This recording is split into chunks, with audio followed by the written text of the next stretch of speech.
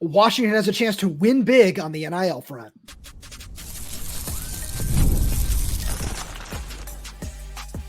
You are Locked On Huskies, your daily podcast on the Washington Huskies, part of the Locked On Podcast Network, your team every day. Welcome back into another edition of the Locked On Huskies podcast. I'm Roman Tomashoff. That's Lars Hanson. He's site editor with Athlon Sports Inside the Huskies. I'm the site editor with Huskies Wire. Thank you for making this your first watch or first listen of the day, as we are part of the Locked On Podcast Network. And today's episode is brought to you by FanDuel. Make every moment more as playoffs wind down. The sports stop sporting like we want them to. But this summer, FanDuel is hooking up all customers with a boost or a bonus daily. That's right. There's something for everyone every day, all summer long. Visit FanDuel.com to get started. So, Lars, Washington and their NIL collective, Montlake Futures, have announced a new campaign called Win Big, which is really important because due to some recent legislation changes in the state of Washington, Pat Chun, Jedd Fisch, Danny Sprinkle, Washington's athletic department are now able to talk about and campaign for the NIL collective, the Montlake Futures, which is really, really big and really important because, you know, we've seen the reports that we're not going to go too far into on other schools, I'm going to say it that way, that are doing a lot of different things on the NIL front than Washington is. And Washington, as proven with Great Osabor, has a really, really good NIL program in, you know, giving him a $2 million deal, the largest known deal for any player in college basketball. And this is really big news on a whole lot of different fronts. Yeah, well, it is worth noting, and I'm not saying you're wrong, but just in the ironic part about the fact that the coaches can now talk about Montlake Futures and things like that, Sprinkle would also tell you that number is incorrect. That's what he told Softy. But Sure. Either way, I think it does hit the point of the fact that now these administrators in the school can kind of acknowledge it. It takes it another step above board. But for me, this is where, you know, I know Yamashita had a good story about the kind of the whole situation back in March when he talked about, well, now you're coming off a national championship run with a new staff. There's a lot of momentum that can carry over, but they also are cognizant of the fact that, well, you keep asking the same people to donate over and over and over again. Eventually, those wells are going to become covered. They're going to say, hey, you know what? Go to that revenue stream first before you come asking me for more. And that's what this is about. You're going directly to fans and saying, hey, what can we involve you with? You're going directly to specific fans versus saying, you know what, we're just going to kind of do a blanket thing and just hope that, you know, we'll skim some of the donations off from people that already donate to the athletic department. And that's a good thing because this is really what the whole Washington Montlake Futures plan is sort of about. Is they're still going to work with nonprofits, and that's honestly probably the best business practice to do, especially when you're first starting out, in terms of if you're, you know, we saw it a couple of days ago or earlier this week and last week where they went, a bunch of players went to Seattle Children's, did a video game thing to spend some time with the kids. The thing is there maybe there's a way to make it a little more press friendly, but overall it's not really about us. It's about the kids, and it's about just growing their name. And that's what this is about, right?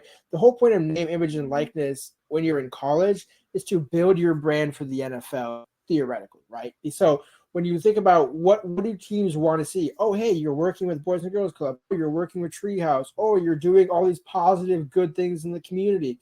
You're hosting a player camp, which we had seen the players do last year and the year before. Haven't seen that as much this year. Maybe that'll come back next summer and things like that. But for this kind of to work, you have to get a little more creative and go a little more direct to the consumer. And that's how you build those relationships with the fans, where it's like, hey, my kid went to this camp and he, you know, really enjoyed it. I've seen all the benefits, the Montlake Futures prizes that fans can get by subscribing and becoming members. There's all different kind of perks to it. And I think it'll only get better as time goes along, and the more the rules become clear and the more that UW is able to do about it. That's because that's where it started. This originally started with the school not even being able to really acknowledge the NIL. Like, hey, yeah, it is legal now, but like we can't really talk about it. And now you're having players say, hey, you know what, Montlake Futures has been great for me when I was going through my, you know, process and things like that. And so this is all supposed to work together, and slowly but surely it's coming together. Yeah, absolutely. And that's one of the things that I liked about the message Jedd Fisch has, you know, put out on social media and everything, saying we need you to get involved because, you know, having these big time donors can do so much. As you said, that was a really great point, because something I've heard from multiple sources that I've talked to about just NIL in general is that some of the big donors are getting a little bit worn out with the donor fatigue sort of thing. And if you want to keep up, it's not about just having those people.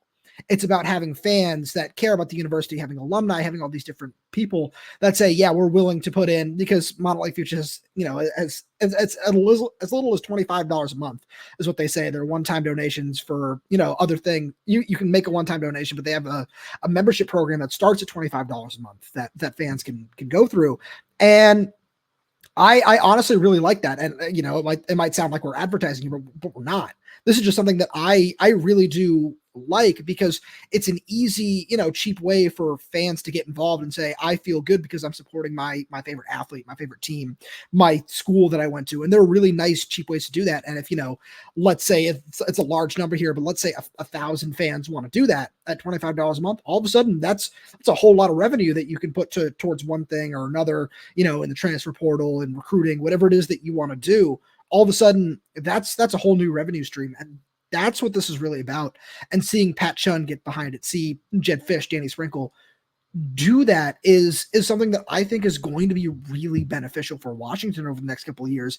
And now I feel like the ball is kind of in fans court, in the alumni court, to step up and say, yeah, we're able to, and willing to do this, because we want to see Washington, as the school moves into the Big Ten, continue to succeed. Because I put out something over on Huskies Wire the other day that, I put out like a photo gallery of moments like these from, the Sugar Bowl, from Washington's Pac-12 championship victory, from the other victory over Oregon, from a lot of these other things. They can continue and, be maybe a little bit easier to come by with a deeper NIL revenue source. Yeah, and I'm glad you mentioned the Big Ten, because that's the reality. You're now going to the big, you're no longer a big fish in a small pond. You are a moderate-sized fish in a massive pond. And I'm not going to mention Oregon, but even just the other schools in the Big Ten, Michigan, Ohio State, Michigan State with Jonathan Smith there. Purdue is, as Washington's found out on the recruiting trail, is not a slouch in terms of, overall engagement with the fans. And that is something that Wash fans are going to experience this year. Having been to the Michigan game in 21, going to the Michigan State game in 23, really, there is a different aura that comes with being in the Big Ten and just experiencing. Because here's the thing that people in Seattle will not probably like to hear, but need to hear. There's a difference between when you go to a game at Husky Stadium and when you go to a game in Columbus, or when you go to a game in East Lansing. It's just everything is about that Saturday. Everything is about the college. Whereas in Seattle, you have the Mariners, the Huskies, the Mariners, the Seahawks, whatever you want to crack it, whatever you want to do. So if you're a UW fan, there is no reason, because Seahawks might have Oregon fans, whatever you want to call it. Commit to your school. Show how passionate you can be, because you just ran the numbers. $50, 1,000 people. That's a decent, prospect that you can get just with that investment right there, let alone now you add that to 2,000 people, 5,000 people, 10,000 people. If you can match the spring game attendance with donations at $50, imagine what that would get you. Yeah, absolutely. And on top of that, if you can continue to sell some of the big donors like the Steve Ballmer, just because I want to make sure that name is sold, if that is something that can continue to become a revenue source for you, or even really become one in general, since we're not fully aware of what his involvement might be, but you add that with some of the big time donors. Like, look at the basketball practice facility that was funded entirely by crowdsourcing and alumni. If that can continue to become a revenue source for you, that's pretty big right there. And Lars, with that being said, something that NIL has become very, very important on is the recruiting trail. So let's talk about some of the most important uncommitted recruits on the board. Right after a message from our good friends over at eBay Motors. Passion, drive, and patience. The formula for winning championships is also what keeps your ride or die alive. eBay Motors has everything you need to maintain your vehicle and level it up to peak performance, from superchargers, roof racks, exhaust kits, LED headlights, and more. Whether you're into speed, power, or style, eBay Motors has you covered. With over 122 million parts for your number one ride or die, you'll always find exactly what you're looking for. And with eBay Guaranteed Fit, your part is guaranteed to fit your ride every time or your money back. Because with eBay Motors, you're burning rubber rubber, not cash. All the parts you need at the prices you want. It's easy to make your car the MVP and bring home huge wins. Keep your ride or die alive at ebaymotors.com. Eligible items only. Exclusions apply. eBay Guaranteed Fit is only available to U.S. customers. Lars, I wanted to take this segment to talk a little bit about Dylan Robinson. I am such a huge fan of his game. And the more I watch his film and the more he's committing a week from today as recording this on Thursday, July 11th. He's committing on Thursday, July 18th. And this is a guy who I really, really have a close eye on because it's down to Washington, Notre Dame, and UCLA. Seems like, according to Tom Lloyd, for the people, that Washington might have the edge. Some other people say that Notre Dame has an edge. Some people say that UCLA has an edge. We'll see what happens there. It's the wonderful world of recruiting a top 10 athlete in the country. Rank is the number 8 athlete. I've said for a while that I personally like him at wide receiver. I was sold on a couple of plays of his on film. But I don't care. I just want to see Washington secure a commitment from this guy because I love his film so much. At 6'3", 190, the way that dude moves, if you play him at corner, if you play him at safety, if you play him at receiver, you are getting yourself a fantastic athlete. That's just the reality of the situation with him. And I truly believe that he is the most important uncommitted recruit left on Washington's board. Yes, I say that as they're picking up some steam for 5-star Jerome Miles. Yes, I say that as they, are looking at 4-star wide receiver Andrew Marsh, who Washington is still very much in the hunt from him, from things that we've heard, from something that, Andrew Nemec put out the other day. They're very much in the hunt for a lot of these guys. But the more that I look at it, I still want to see Dylan Robinson pick Washington because I think that is on the level of a Zadrius Rainey Sale type game changer, in my opinion.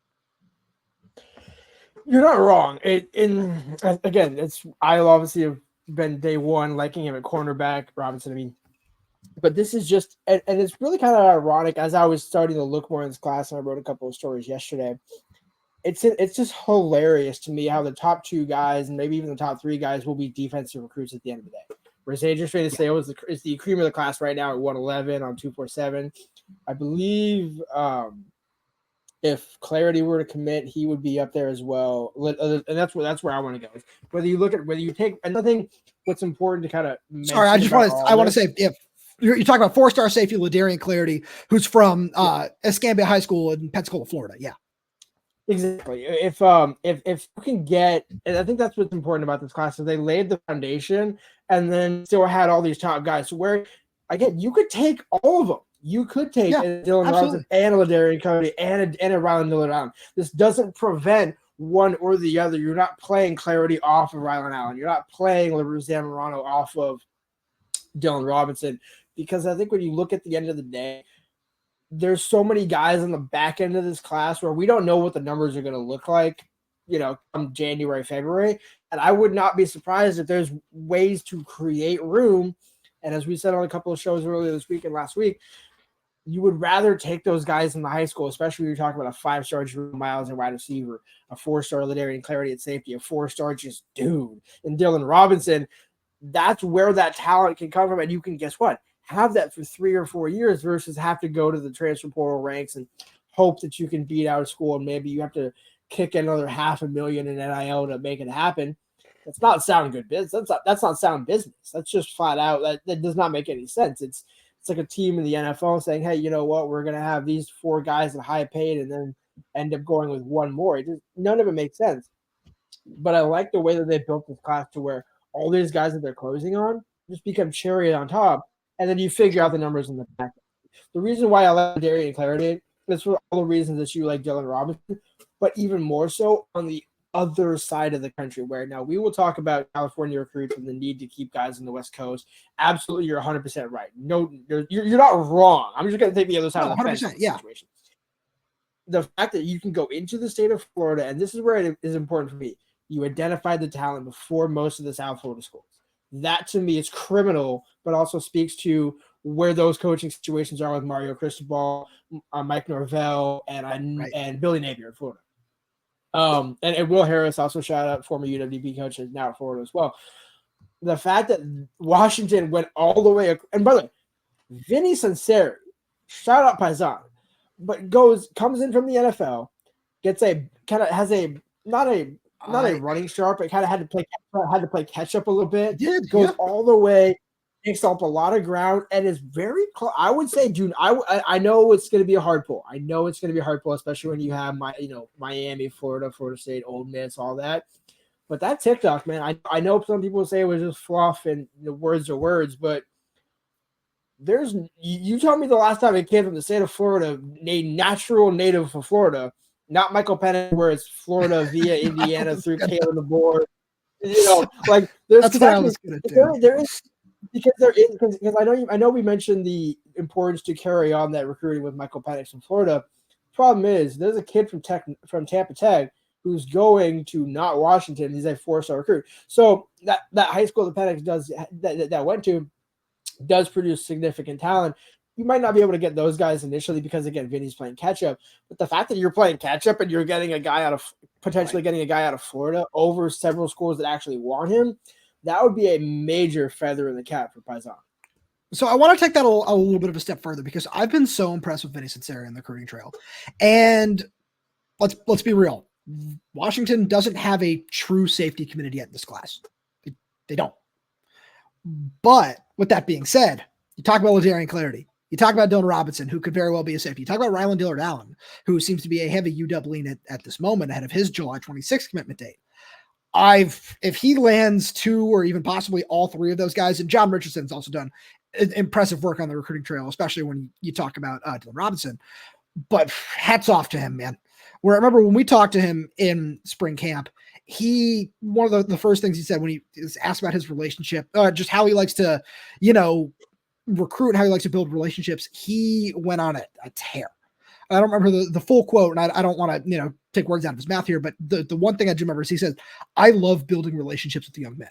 When he talked about his dad, who's been in the college coaching for 40 plus years, talked about his brother, who's coached at Indiana, that when you talk about those guys, he's learned from guys who've done it for a very, very long time and done it very well. Like if Indiana is able to pull off the stunner for USC quarterback commit Juju Watkins, Juju Smith. Yeah. I got my sports confused there. Juju Watkins, stud basketball player there. But check out Lockdown USC with our guy Mark Colkin for more on that. But if they're able to pull off a stunner for him, it just shows that it runs in the family. I love that. I think that's very impressive. And I'm really excited about the way that he's been able to do this. And I'm not one who's going to go down that rabbit hole of, this TikTok means this Instagram post means that, because you could do that all day and you could drive yourself insane. But with that being said, he's done such an impressive job where not only did he offer late and get him on campus for an official visit within a month, he was able to make it his first official visit. And, he's still got a trip to Miami coming up at the end of July, but offering before Florida State, offering before Miami should certainly mean something for a dude who has 40 plus offers. And, you can say what you will about it, but I don't know, man, it's just something where there are going to be some more big time additions to this class, like more blue chip top 200 players. And if Ladarian Clardy is one of them, I'm at the point where I wouldn't be surprised. Would I be impressed? Absolutely. But I wouldn't say that I'd be overly surprised by that. No, and it's exactly what we said 4 or 5 months ago, where laying the foundation in February, March, and April, come back and close in May and June. Now we're in July. You maybe have to get the official announcement in July, but that's where all that work came into play, and that's why it was so important for Vinny to hit the ground running as quickly as he could. But I do also want to shout out Robert Bala, because it does seem like all 3 of those guys, John Richardson, Vinny Sinceri, Armand Hawkins as well, kind of they're all working off of each other, where Bala has the Southern connection. Armand seems to have a little bit of Southern connection as well as Richardson, because those were the guys that laid the early offers to these guys in Florida and Alabama back in late January, early February, before Sinceri and Belichick were officially hired. But it all works together, and I think you could see that vision initially, where Fisch's vision might take a little bit to, kind of get filed in. But once it's getting filed in, I mean, I don't think either of us saw a class of top 15 going into fall camp. I didn't. I wanted to believe Jedd when he said, yeah, this is going to be, but it's such a high bar to live up to. It really is. And, all the guys they've gotten, you got to tip your cap to some of them. Like getting Zadrius Rainey-Sale to recommit was not an easy thing. Getting Chris Lawson in the boat, getting Champ Talele in the boat, not an easy thing. Getting a lot of these guys, and I've seen a lot of comments. People look at this class. Oh, there are this many 3-stars. I'm gonna do more on this, both on Huskies Wire and here on the show. But I've been like very carefully going over the film of a lot of these guys, and I think we're gonna get our good buddy Ben Glassmeyer on to break down the film. And there are multiple players in this class. I've got at least 5 right now that deserve a 4th star by the end of their senior season, just with the way they play, with everything about it. And I'm really excited to see what the rest of this class is going to turn out to be. And Lars, that being said, another guy that I know both you and I are excited about is quarterback Demond Williams. But should he redshirt? And we'll get that right after a message from our good friends over at FanDuel. I love sports. I love them so much I never want them to stop. But as the playoffs wind down, we get fewer games, and the sports aren't sportsing like I want them to. But FanDuel lets me keep the sports going whenever I want. All I have to do is open the app and dream up bets anytime I'm in the mood. And this summer, FanDuel is hooking up all customers with a boost or a bonus daily. That's right. There's something for everyone every day all summer long. So head over to FanDuel.com and start making the most out of your summer. FanDuel is an official sports betting partner of Major League Baseball. And, I've heard a lot about me talking about Ceddanne Rafaela and the Red Sox and all that. I still think that he's a great bet for American League Rookie of the Year. There's some real nice odds over on FanDuel. You got to go check him out. And I would say the exact same thing, but I know he's a favorite now because he's just absolutely amazing. Paul Skeens for the Pittsburgh Pirates for NL Rookie of the Year. And, might be even closing in on Cy Young territory at this point, man. He's awesome. We love Demond Williams on this podcast. We were very, very impressed with him throughout spring practice. But the more I think about it with Will Rogers, I've started, and I truly don't believe he is going to. I want to make that very clear right off the top here. I do not believe Demond Williams will redshirt this season for multiple reasons that I know you want to lay out here. But I think there's a world where putting the red shirt on him and still letting him play in 4 games, letting him play in a possible bowl game is not the worst idea. Yeah, and I hear you on that, but so let's go a couple of different ways with this. You have a senior in Will Rogers, a 5th-year senior, highly touted, experienced quarterback coming from the SEC and Mississippi State. You kept one of your 2 true freshmen, Demond Williams. DeMarcius Davis goes to UCLA. It was very clear from early on in spring camp, Demond knows what he's doing. Is he raw? Is he still certainly have to be refined? Absolutely. What's the best way to refine your game, especially for a quarterback who is likely going to be your starter in 2025? Get him on the field. Does that mean he should start in 2024? Absolutely not, because you have a 5th-year quarterback in Will Rogers for that reason. Yep. How did Will Rogers begin his college career in 2020? Please tell me. He came in for KJ Costello, who was a transfer from Stanford, a veteran transfer from Stanford, goes there. Now, again, KJ, I was not really high on him, so I'm not necessarily – one-time Washington target, by the way. One-time Washington target, believe it or not. Way back in the day. People forget. Tanner McKee also in that same realm. But the point of what I'm getting at is Will Rogers played 6, 7, 8 games that year. KJ Costello got 9. Will was able to be the starter. And again, is it going to be the greatest year? Was Mississippi State's 2020 season great? No. What is the whole purpose of the 2024 season if you're Washington? Lay the foundation for what Fisch wants to do. Look at what he did at Arizona. He's not going to win 1 game. He's not going to win 3 games. He should win at least 6. We'll say 6. Just kind of there's your bowl mark, and 6 to 8 or 9 plus a bowl win, whatever you want to call it. There's plenty of room in there, especially the first month of September. In the month of September, where Demond can get 4 off the bat. Let's say Will needs to come out for a little bit, or you're up big against Northwestern, or you're up big against, I don't even know who they're playing in October. Later on in the year. In Indiana, there you go, where you're up by 3 scores in the 3rd or 4th quarter. Could you put in Shaker Kendall? Sure. Could you also put in Demond Williams? Sure. I think of the 2, and this is no slight to Shea, given that he does have in-game experience, albeit in Northern Colorado, I think it's even more imperative for Damon to get those snaps. So it's a more balanced competition going into next spring.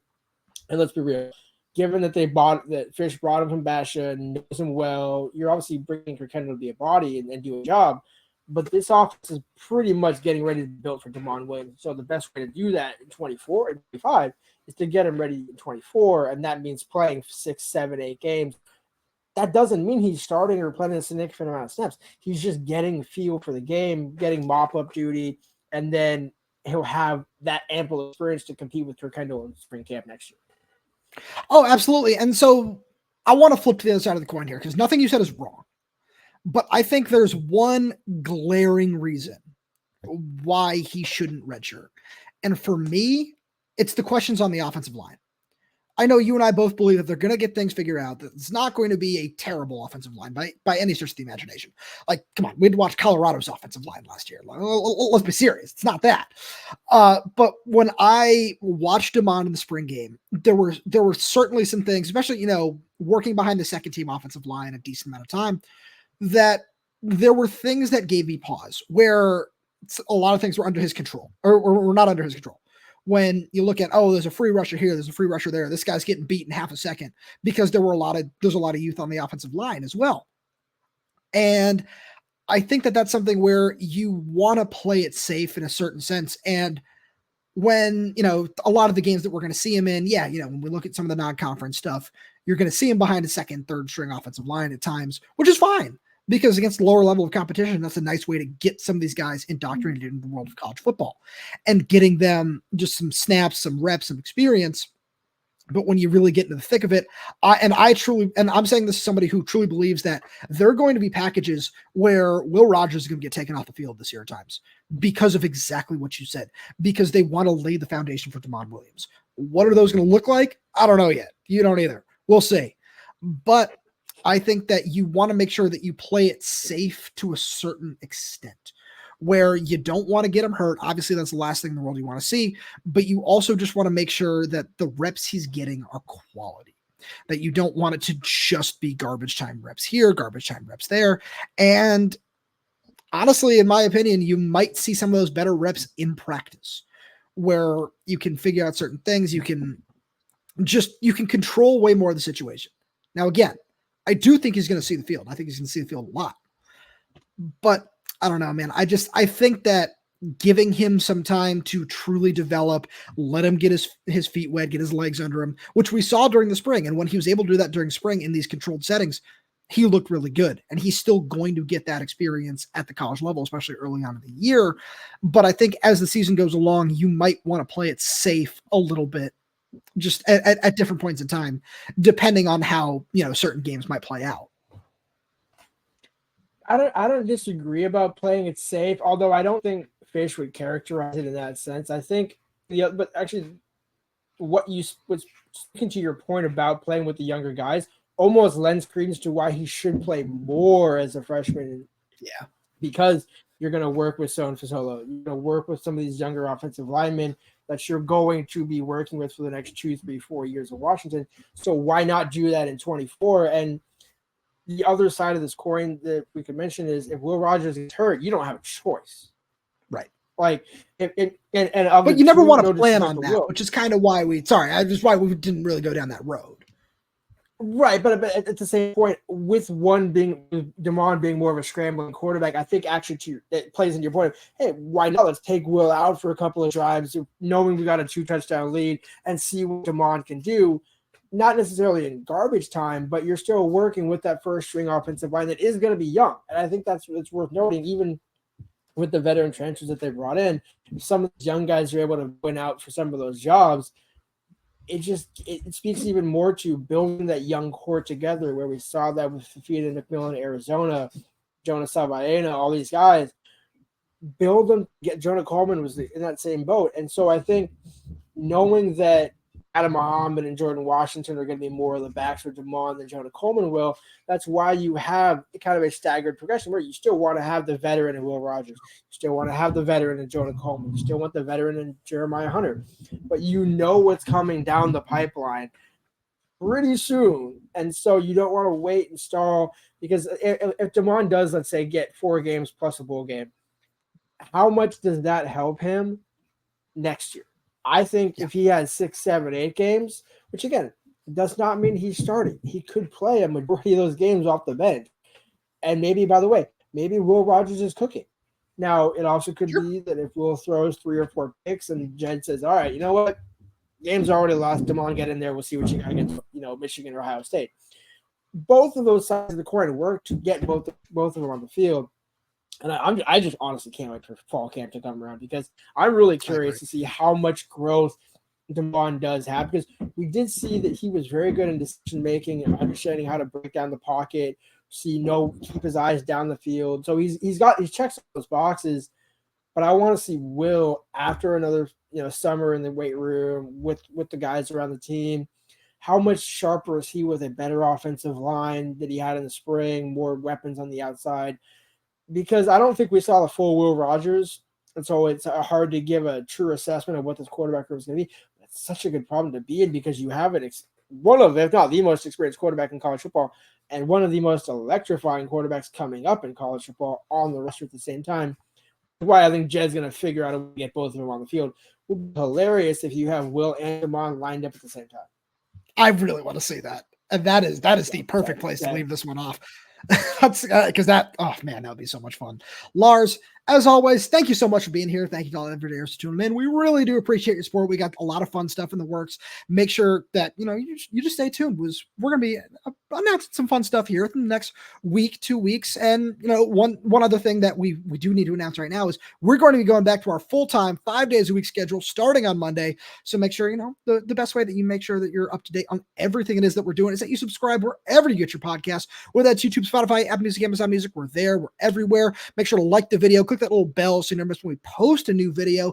Comment down below if you have any questions, comments, concerns, anything like that. And if you're audio only, please leave us 5-star reviews. It does help us out a lot. Thank you so much for tuning in, and we will talk to you on Monday.